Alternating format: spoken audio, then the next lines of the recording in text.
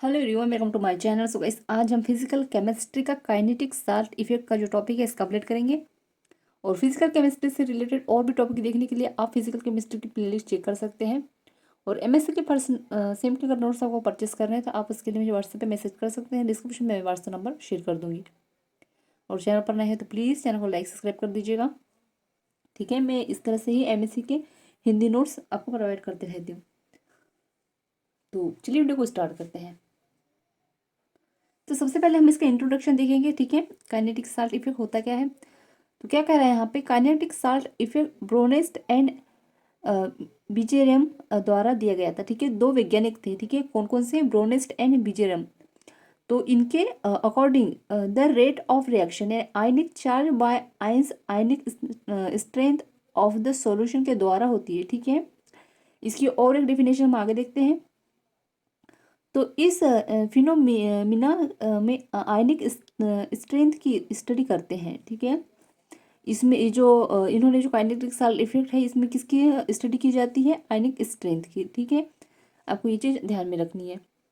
Reaction के rate पर इसे ही काइनेटिक साल्ट इफेक्ट कहा जाता है। ठीक है, रिएक्शन की जो रेट होती है उसमें स्ट्रेंथ की स्टडी की जाती है, आयनिक स्ट्रेंथ की स्टडी की जाती है। ठीक है, अब दूसरी डेफिनेशन है उसे देखते हैं। अब यहाँ पे अच्छे से समझ में आ जाएगा आपको कि ये क्या कह रहा है। तो देखिएगा, according to kinetic salt effect ionic reaction transition state and activated complex के फॉर्मेशन के दौरान संपन्न होती है। ठीक है, काइनेटिक साल्ट इफेक्ट की जो प्रोसेस होती है वो आयनिक रिएक्शन ट्रांजिशन स्टेट, ठीक है, और एक्टिवेटेड कॉम्प्लेक्स के फॉर्मेशन के दौरान संपन्न होती है। मतलब दो चीज़ें यहाँ पे आपको दिखाई, मतलब कि आपको देखने को मिलेगी। कौन सी, आयनिक रिएक्शन ट्रांजिशन स्टेट और एक्टिवेटेड कॉम्प्लेक्स थ्योरी। ठीक है, इन दोनों चीज़ों से है ये जो होती है काइनेटिक साल्ट इफेक्ट की जो रिएक्शन होती है वो कम, या जो प्रोसेस होती है वो संपन्न होती है। ठीक है, मतलब कि दो चीज़ों की यहाँ पे ज़रूरत पड़ती है। ठीक है, अब क्या करें, इसमें इक्विलिब्रियम मैकेनिज्म होती है। ठीक है, रिएक्टेंट आयंस के डिकम्पोजिशन से ट्रांजिशन स्टेट बनती है या एक्टिवेटेड कॉम्प्लेक्स बनता है एंड इससे फिर प्रोडक्ट प्राप्त होता है। अब यहाँ पे तो हमने आपको बता दिया कि यहाँ पे दो चीज़ें लगती है, तो वो किस तरह से लगती हैं इसके बारे में दिया गया है। तो यहाँ पर देखिएगा क्या करें, जो इसमें इक्विलिब्रियम मैकेनिज्म होती है। ठीक है, मैकेनिज्म कौन सी होती है इसमें, इक्विलिब्रियम। अब रिएक्टेंट आयन के डिकम्पोजिशन से ट्रांजिशन स्टेट बनती है। ठीक है, जो रिएक्टेंट आयंस के डिकम्पोजिशन जो होती है उससे ट्रांजिशन स्टेट बनती है या फिर क्या होता है, एक्टिवेटेड कॉम्प्लेक्स बनता है एंड इसके बाद फिर प्रोडक्ट प्राप्त होता है। तो ये चीज़ आपको कहाँ मिलेगी, अगर इसको आपको और डिटेल में समझना है तो आपको क्या करना पड़ेगा, जो एक्टिवेटेड कॉम्प्लेक्स थ्योरी का जो टॉपिक है वो मैंने पहले ही वीडियो बना चुकी हूँ मैं। तो उसको आप पहले जाकर देख लीजिए, उसके बाद ही आपको ये जो है ये वाला टॉपिक देखना है। ठीक है, तभी आपको ये अच्छे से समझ में आएगा। और आगे देखते हैं, इलेक्ट्रोलाइट का टू टाइप्स का इफेक्ट होता है। ठीक है, primary salt effect and secondary salt effect. ठीक है, तो अब प्राइमरी साल्ट इफेक्ट के बारे में देखते हैं हम, होता क्या है। तो यहाँ पे कह रहा है कि effect of the nature salt on ion ion interaction को मोनस्टेड ने स्ट्रॉन्ग इलेक्ट्रोलाइट थ्योरी का यूज़ करके बहुत ही सेटिस्फैक्टरी तरीके से समझाया है। ठीक है, जो इसमें क्या कह रहा है, जो effect of the nature salt ion ion interaction जो होता है उसे जो है, एक जो वैज्ञानिक थे कौन से, बोनस्टेड ने स्ट्रॉन्ग इलेक्ट्रोलाइट थ्योरी का यूज़ करके बहुत ही, मतलब कि एक थ्योरी थी कौन सी, इलेक्ट्रोलाइट थ्योरी को यूज़ करके बहुत ही अच्छे तरीके से समझाया गया है। ठीक है, अब आगे देखते हैं क्या कह रहा है कि आयंस की एक्टिविटी के आइडिया को पेश करते हुए एक इनर्ट इलेक्ट्रोलाइट के अलावा आयनिक स्ट्रेंथ को इंक्रीज करता है। ठीक है, इनर्ट इलेक्ट्रोलाइट के अलावा जो है ये क्या करता है, आयनिक स्ट्रेंथ को भी इंक्रीज करता है, जो डिबाई हकल लिमिटिंग लॉ को एक्टिवेट कॉफियन से रिलेटेड है। और ये किस चीज़ से रिलेटेड है, डिबाई हकल लिमिटिंग लॉ को एक्टिवेट कॉफियन से रिलेटेड है। ठीक है, इतनी बात समझ में, आपको इसको अच्छे से याद कर लेना है और एग्जाम में लिख कर आना है ये थ्योरी। ठीक है, जब आप थ्योरी लिखते हैं और जैसे कि मान लीजिए अगर क्वेश्चन 2 नंबर का आता है या 2-3 नंबर का या 4 नंबर का आता है तो आप तो थोड़ा एडजस्ट करके यहाँ पर कम ज़्यादा डेरिवेशन, मतलब इक्वेशन भी, और इसमें थोड़ा कॉम्प्रोमाइज़ कर सकते हैं। ठीक है, लेकिन अगर आपको ये टॉपिक बड़ा आता है, मतलब कि 10 नंबर का आ रहा है, 8 नंबर का, 10 नंबर का, 12 नंबर का, तो आपको थ्योरी भी लिखनी पड़ेगी पहले, मतलब कि क्वेश्चन को बनाकर लिखना पड़ेगा कि पहले इंट्रोडक्शन, फिर अगर उसकी परिभाषा दी है तो वो उसके बाद में फिर आपको ये थ्योरी लिखकर उसके बाद में फिर आपको इक्वेशन देनी होती है। ठीक है, इसलिए सब चीज़ें ज़रूरी है। कब कहाँ से कौन सा क्वेश्चन पूछ ले, क्या उठाकर पूछ ले, कितने नंबर का पूछ ले, कोई गारंटी नहीं होती है। इसलिए आपको अच्छे से क्वेश्चन तैयार, भले ही कम क्वेश्चन तैयार करो पर अच्छे क्वेश्चन तैयार करो, ठीक है। अब यहाँ पे जो है हमारा प्राइमरी क्रिस्टल इफेक्ट की थ्योरी यहाँ पर एंड होती है। अब हम यहाँ पर डेरिवेशन देखते हैं। तो कंसीडर द रिएक्शन, तो मान लीजिए जैसे कि हमने एक्टिवेटेड कॉम्प्लेक्स थ्योरी में देखा था, दो मॉलिक्यूल होते हैं, ठीक है। कौन से मॉलिक्यूल है यहाँ पर, दो मॉलिक्यूल है जिनके नाम क्या है, ए बी है, और इनको रिएक्टेंट है ये, ठीक है। ये रिएक्टेंट के रूप में दो मॉलिक्यूल दिए गए हैं हमारे पास, और इनका नाम हमने क्या दे दिया है, जेड ए और जेड बी। अब यहाँ पे क्या होता है, इंटरमीडिएट होता है, ठीक है। तो यहाँ पर हाँ, दो प्रोडक्ट, यहाँ पर दो रिएक्शन हो रही है, ठीक है, K1 और K2। मतलब कि मान लीजिए ए का हमने यहाँ पर K1 ले लिया और यहाँ बी का हमने K2 ले लिया, ठीक है। अब यहाँ पे आकर क्या होता है, ये इंटरमीडिएट होता है और यहाँ पर होता है एक्टिवेटेड कॉम्प्लेक्स बनता है, ठीक है, जो कि हमने क्या नाम दे दिया। अब दोनों की रिएक्शन जब यहाँ पर होगी तो यहाँ पर ए बी हैशटैग आ जाएगा। और मान लीजिए यहाँ की जब यहाँ से हमने रिएक्शन करेंगे हम, ठीक है, मान लीजिए एक्टिवेटेड कॉम्प्लेक्स हो गया और यहाँ से अगर हम और एक रिएक्शन करेंगे तो यहाँ पे और एक प्रोडक्ट जुड़ जाएगा, ठीक है। यहाँ से यहाँ का रिएक्शन हुई, फिर यहाँ पर भी तो आते तो कुछ रिएक्शन की जरूरत पड़ेगी ना, या कुछ मॉलिक्यूल की जरूरत पड़ेगी, ठीक है। तो उसके लिए हमने ले लिया K3। अब K3 के साथ जब रिएक्शन होगी तो हमारे पास बनेगा प्रोडक्ट। अब ये K3 का क्या यूज़ है यहाँ पे हम बाद में देखते हैं अभी, ठीक है। तो यहाँ क्या करें, जो रिएक्शन की रेट होती है उसके समानुपाती होता है प्रोडक्ट, ठीक है। तो यहाँ पे ये दे दिया गया है। अब यहाँ पे हमने समानुपाती की जगह हमने ले लिया यहाँ पे K3 यहाँ पे, और सेम हमने उतार दिया। अब हमने सेम यहाँ पर उतार दी तो देखिए K3 यहाँ पर मान लीजिए हमारे पास दो प्रोडक्ट थे यहाँ पर,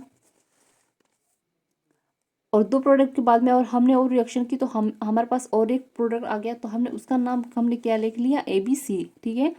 तो यहाँ पे K3 की जब रिएक्शन हुई तो हमें क्या प्राप्त हो गया, यहाँ पे C प्राप्त हो गया, ठीक है। तो हम इसको इस तरह से लिख सकते हैं CAB हैशटैग। तो इसको हमने नाम दे दिया समीकरण नंबर 1, ठीक है। इतनी बात समझ में आए। अब यहाँ पे हम एक फॉर्मूला ऐड करेंगे, रेट बराबर प्रोडक्ट अपॉन रिएक्टेड।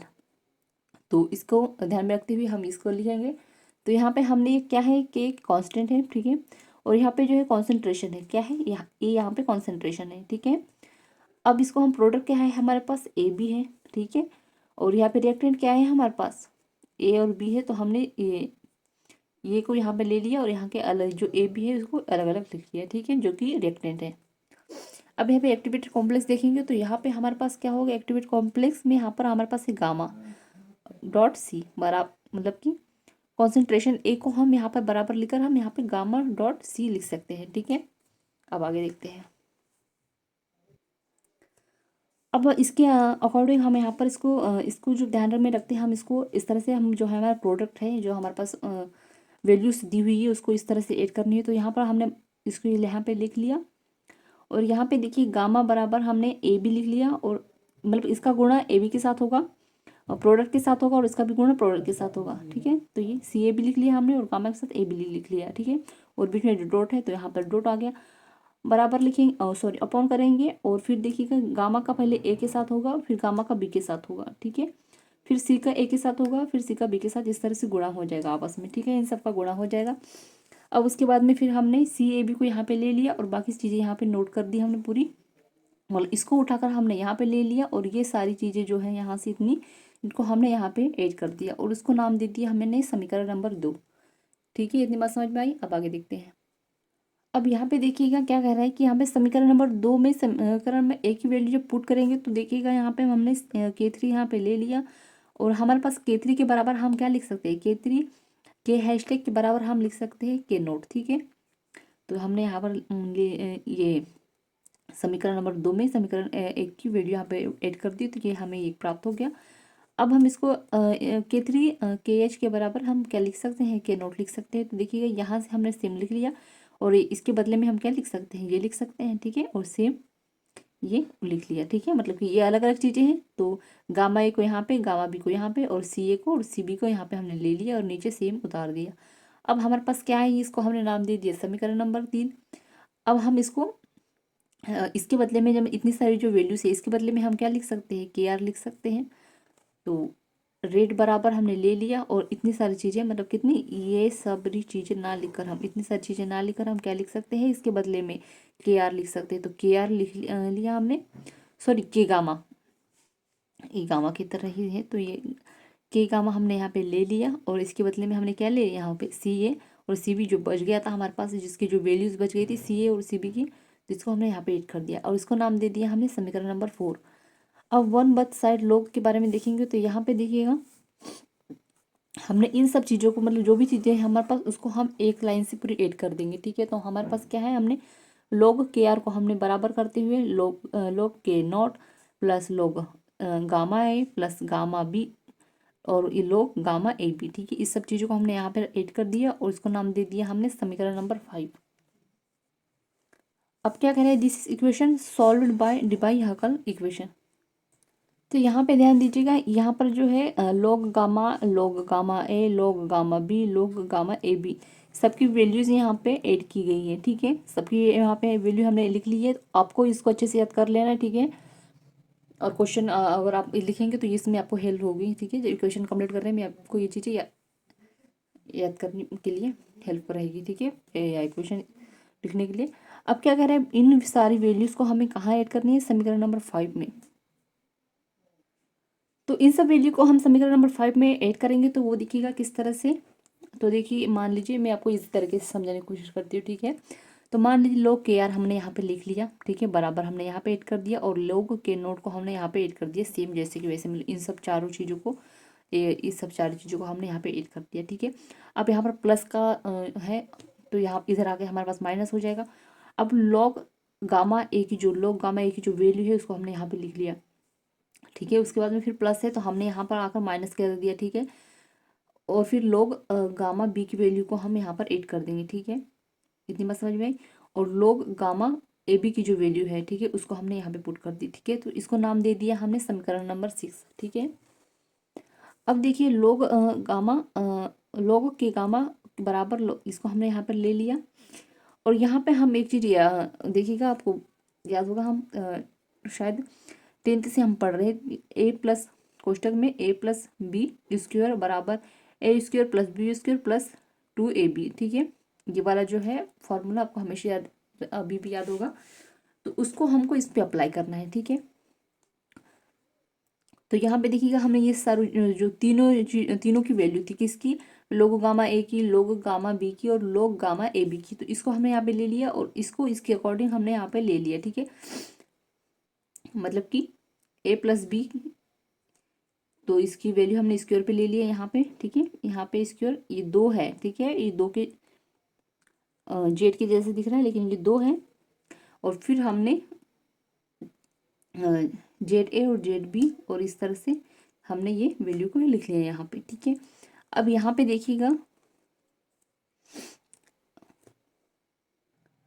अब यहाँ पर जो देखिएगा जो ए प्लस बी स्क्वायर है तो इसको हम ये दोनों बराबर में है तो ठीक है, तो इसको हम यहाँ से कट कर देंगे। ठीक है, और हमारे पास देखिएगा यहाँ पे ए स्क्वायर प्लस बी स्क्वायर, तो 2 का गुणा हम करेंगे किसके साथ, 9 के साथ। ठीक है, तो 9 दूनी 18। ठीक है, यहाँ पे 9 दूनी 18 हो जाएगा, यहाँ पे भी 9 दूनी 18 हो जाएगा। ठीक है, तो इस चीज़ को हम यहाँ पर लिख देंगे, एक ही बार में लिखेंगे। ठीक है, मतलब कहाँ पे दिया गया ये इसका गुणा इसके ए स्क्वायर और प्लस बी स्क्वायर के साथ होगा, तो यहाँ पे हमने ले लिया है यहाँ पे 18। ठीक है, 1.018 और यहाँ पे ले लिया हमने जेड ए जेड बी और ये कोष्टक लगाकर कोष्टक हट जाएगा यहाँ से और ये हमने यहाँ पे लिख लिया। ठीक है, अब हम इतनी सारी चीज़ें ना लिखकर हम क्या लिख सकते हैं इसके बाद बराबर, मतलब कि हमको तो इसकी वैल्यू पता हो गई है अब, तो हम इतनी सारी चीज़ नहीं लिख कर हम इतनी यहाँ से चारों चीज़ उठाकर यहाँ लिख देंगे। ठीक है, और फिर इसको यहाँ पर लिख लेंगे और ये हो गया, हमने इसको नाम दे दिया समीकरण नंबर 7। अब आगे देखेंगे,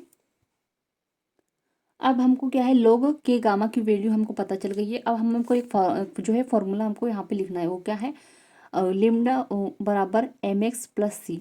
ठीक है, तो यहाँ पे हमको एक ग्राफ बनाना है और हमने ये ग्राफ बना लिया यहाँ पे। ठीक है, और ये ग्राफ हमने क्या है, ढाल वाला है। ठीक है, ये जेड ए और जेड बी जो है इनके बीच में ढाल स्लोप हो रहा है। ठीक है, अब यहाँ पे हम इसके अकॉर्डिंग यहाँ पे जो है पूरी वैल्यूज को ऐड करेंगे। वो किस तरह से दिखेगा, log के गामा हमने बराबर लिख लिया, सेम चारों चीज़ हमने यहाँ पे ऐड कर दी। ठीक है, जो समीकरण नंबर 7 में थी, प्लस और ये वैल्यू को हमने यहाँ पे ऐड कर दिया, इसका नाम दे दिया हमने समीकरण नंबर 8। अब इन सब चीज़ों को हम इस तरह से भी लिख सकते हैं। ठीक है, तो log के गामा को हमने यहाँ पे ले लिया और इसको हमने अपॉन करके यहाँ पे ले लिया। ठीक है, किसको, के नोट को, और बराबर में इसको हमने यहाँ पे ले लिया। ठीक है, और इसका जो ग्राफ बनेगा वो इस तरह से हमने ले लिया है। ठीक है, ये इस तरह से ग्राफ बन रहा है हमारा लॉग, और इसको कोष्टक में करके के गामा अपॉन के नोड। तो यहाँ पे देखिएगा अगर इस तरह जा रहा है ये ग्राफ, तो ये क्या है, Z A Z B plus positive में आएगा। ठीक है, ये बराबर में अगर इधर जो ग्राफ जाएगा हमारा, तो इसमें क्या आएगा, दोनों में बराबर में आएगा, मतलब कि जो प्रोडक्ट होंगे इसके वो बराबर है कि इसके लोग के गामा के। और यहाँ पे अगर हो रहा है तो क्या हो रहा है, जेड ए मतलब ये नेगेटिव में आएगा। तो इस तरह से जो है हमारा जो प्राइमरी काइनेटिक साल्ट का जो है हमारा जो ग्राफ होकर यहाँ पर कंप्लीट हो जाएगा। अब हम देखेंगे सेकेंडरी काइनेटिक इफेक्ट। ठीक है, तो चलिए आगे देखते हैं। अब सेकेंड में है सेकेंडरी साल्ट इफेक्ट। ठीक है, तो उसके बारे में देख लेते हैं। यहाँ पे कुछ लाइन्स दी हुई वो देख लेते हैं। तो क्या कह रहे हैं, फर्स्ट में है this effect refer to usual change in concentration of reaction ions by addition of electrolyte. ठीक है, सेकेंड नंबर में कह रहा है कि ionic reaction where H plus और OH plus formed by a weak acid and base that are catalyse that ionic reaction. Third number में कह रहा है कि एडिशन ऑफ एक्स्ट्रा एटिलेट salt have effect on H plus और H minus activity. और fourth number में कह रहा है कि मीन्स जो हाइड्रोजन और OH जो है इसका जो फॉर्मेशन करेंगे वीक एसिड और बेस इफेक्ट के साथ, तो एटिलेट कॉन्सेंट्रेशन होगा। ठीक है, तो अब इसको हम डेरिवेशन से समझते हैं कि ये क्या चीज़ें हैं। ठीक है, तो माना कि एक साइड एक एसिड फॉलोइंग टाइप से आयनिट होता है। तो यहाँ पर भी हमारे पास दो मॉलिक्यूल दिए गए हैं, क्या नाम है उनका, H और A। ठीक है, अब इनका भी इंटरमीडिएट होगा Ka के साथ। ठीक है, मतलब उधर हमने क्या ले लिया था, K1 और K2 ले लिया था, तो हमने यहाँ पे क्या ले लिया, Ka ले लिया।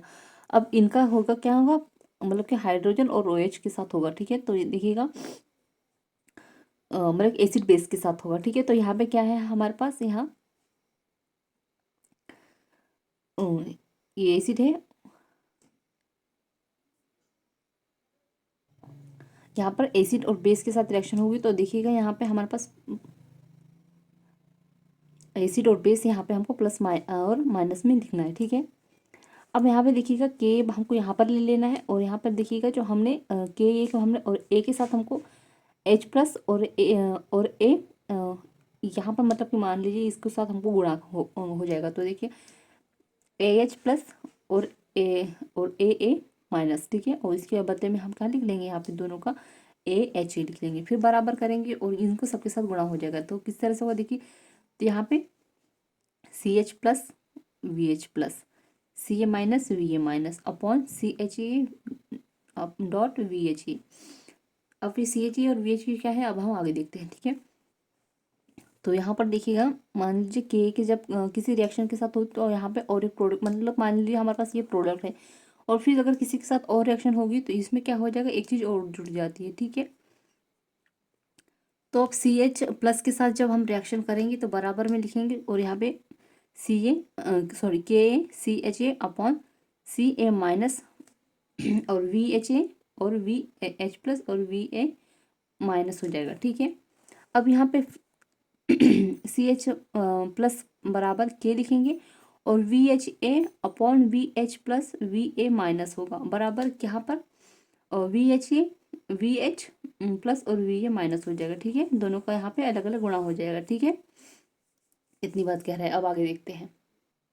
अब जैसे कि रेट ऑफ रिएक्शन का समानुपाती होता है प्रोडक्ट, तो CH प्लस है हमारे पास। अब हम इसको समानुपाती का चिन्ह लगाकर हम यहाँ पे कांस्टेंट ले सकते हैं, के बराबर के बराबर बदले में हम इसको के नॉट भी लिख सकते हैं। ठीक है, तो वी अब हमारे पास प्रोडक्ट के रूप में क्या है, हमारे पास इसका जो मान है वो क्या है, हमारे पास VHA upon VH plus VA minus है। ठीक है, अगर मैं थोड़ा कंफ्यूज हो जाऊँ VH प्लस और VA माइनस में, तो आप थोड़ा देख लीजिएगा, समझ लीजिएगा। ठीक है, कभी कभी बोलने में थोड़ी मिस्टेक हो जाती है।